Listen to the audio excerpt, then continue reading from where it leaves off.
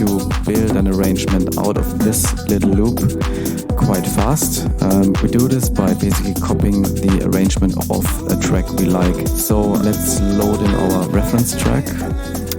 But actually before we start, I want to do a little change here. So basically I'm going to group all these tracks together and let's call them just master track. And on the actual master, we have all our effects. So the problem is if we put in our reference track now, which is already mastered, then it will be processed through our master channel, obviously. So let's keep the master channel clean. Okay, so here we have our reference track, which is called Moving On, by one of my favorite producers, Synths from the UK. And we also want to change the BPM. Since I know it's in 126, we can change our project speed as well to 126, so the time signatures are correct. Yeah, so basically we can now start adding these cue markers here on the top. And I like to call them after the element that comes in at that point. So let's just start with a synth.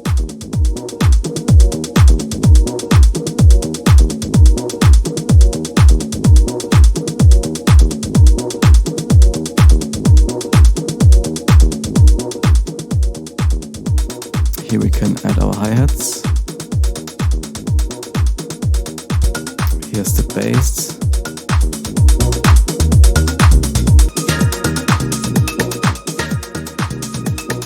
Okay, so here's our first break. So let's enter one here and one here.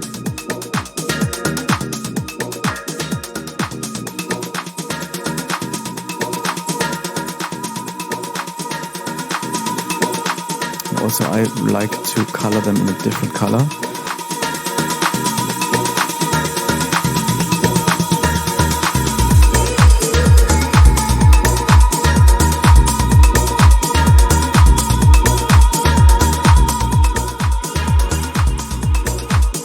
Okay, here's another one. And then we have the outro here.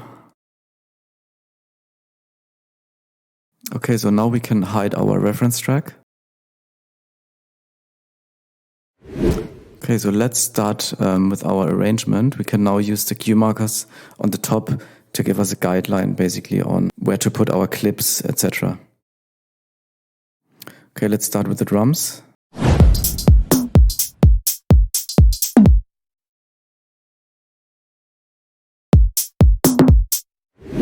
We can also use the loop function here. And let's color this a bit differently because I removed the hi-hats.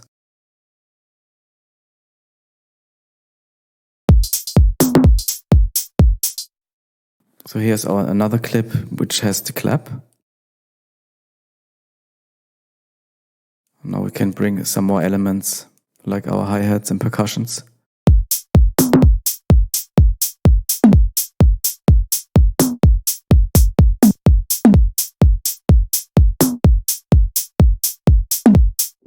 Okay, let's bring some more elements into the mix.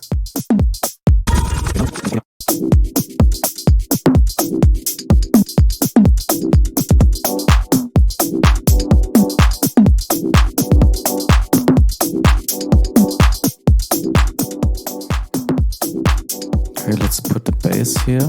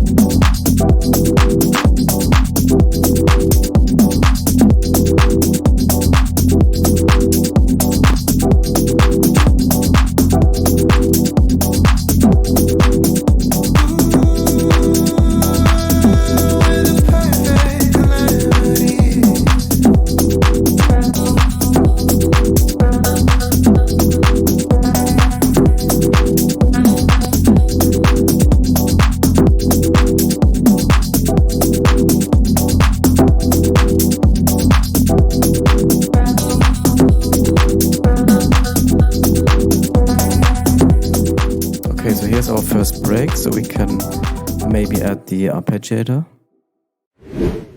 And now, since I don't want the kick to play here fully, I want to remove the low end. So what I'm going to do now is I copy the existing kick to another pad. And on the copy, I remove the lower frequencies.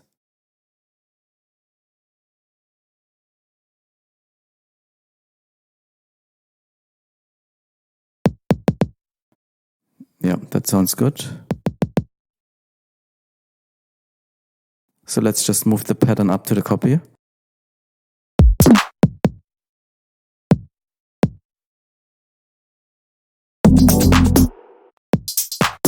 Yeah, that's fine.